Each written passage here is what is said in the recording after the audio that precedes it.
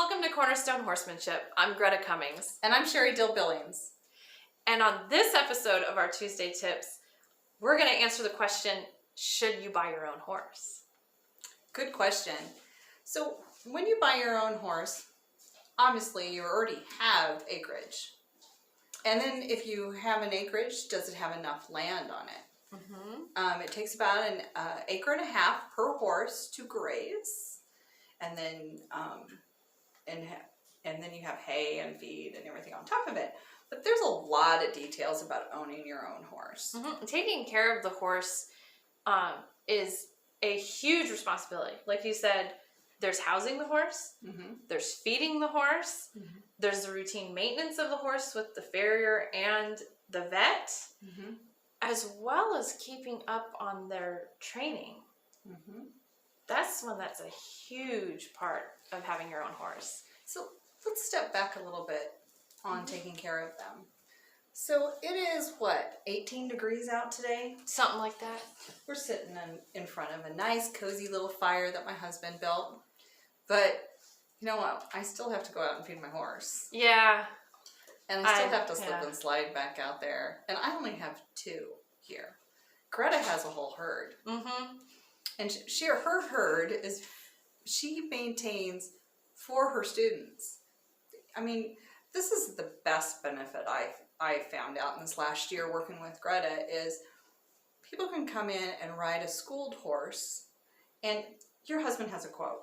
Yeah, my husband, anytime one of my students or their parents make a comment about, I'd really like to have my own horse, his comeback is always, the cheapest horse you'll ever own is a school horse. And that's a really good point. And if you really break it down, the schooled horse is owned by somebody else. It is. And it's rode every day by different people. Pretty much. And you have somebody, when you take your child in for a lesson, there's somebody with them all the time to make sure they are riding correctly. And safely, yeah. And safely. Yeah, and so another thing I want to point out too, I kind of made mention too about keeping up on the training of the horse, is we get calls a lot of times about these people bought this really nice horse and it was terrific when they bought it, and now they can't hardly handle it anymore. Mm-hmm. And so they call us saying, we've either got to sell the horse or you're going to have to help me with this horse. And what it is those little things every single day that we do with our horses, mm-hmm. to keep their training up, to keep their manners good. They just miss a little step, and that step, when you miss it, becomes a hole in their training. It does. And then the horses are smart enough that it depends on the mind of the horse. If they feel like that hole is an opportunity for them to become the leader, then they will become the leader. Mm-hmm. I see this pretty much 90% of the time.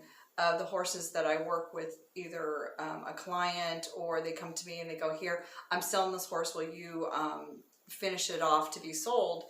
Is the horse really has all the really good foundation, but the rider missed that one little step or that one little communication, and it turned into a hole.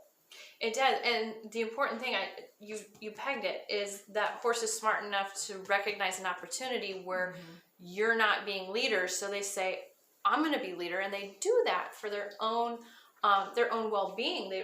They're just trying to protect themselves. Their survival. That's ingrained in them. It is, but we have to think, when a horse thinks that they need to protect themselves, what do? They either run away, mm-hmm. or they're going to fight with kicking or biting or striking mm-hmm. or something. And so those are those habits that we really need to stay on top of and not develop in any way, shape, or form, which with our school horses is what we're constantly doing. Mm-hmm. So it goes back to Aaron's theory about the best horse you ever own is a schooling horse. Is one, you don't have all the maintenance. Mm-hmm. You don't have to worry about the upkeep, the feed, the vet, all the added expenses, and it's always a very reliable horse for your child.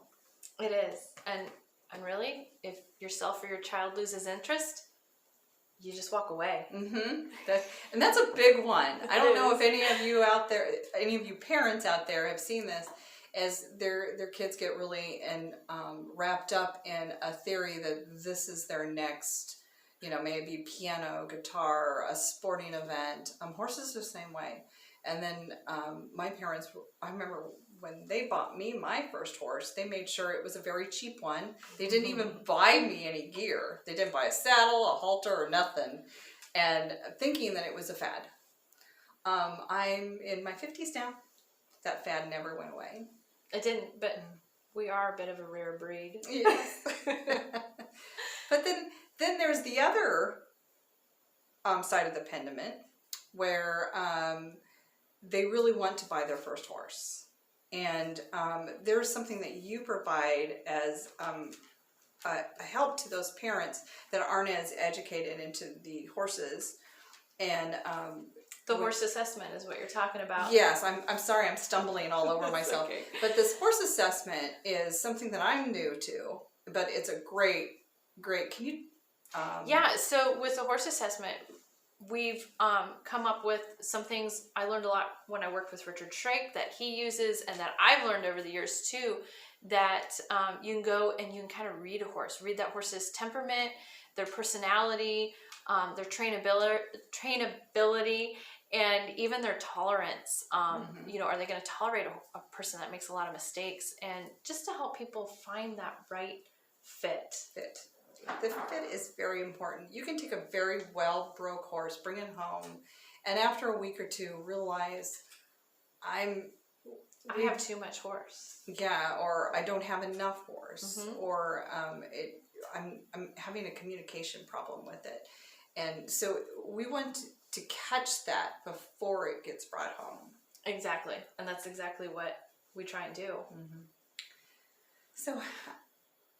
May the grace of our Lord Jesus Christ be with you.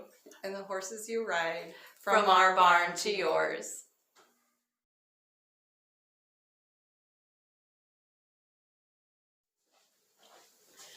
Welcome to Cornerstone Horsemanship. I'm Greta Cummings. And I'm Sheri Dill Billings. And I totally forgot. Way to go, Sheri. What are we going to talk about? Do you want me to lead into it? Yeah, let's lead into it. I'll Sheri Dill Billings and I'll look at you. Okay. You need to get one of them coffee boards out there. Oh, that distracts her. That makes it worse. I tried that once. Yeah, it makes it worse. We tried that once, and Sheri's like totally, and then it's like reading, and yeah. It's better when you have that one. Yeah, we've learned that. So, okay, you ready to roll? Yes. Okay.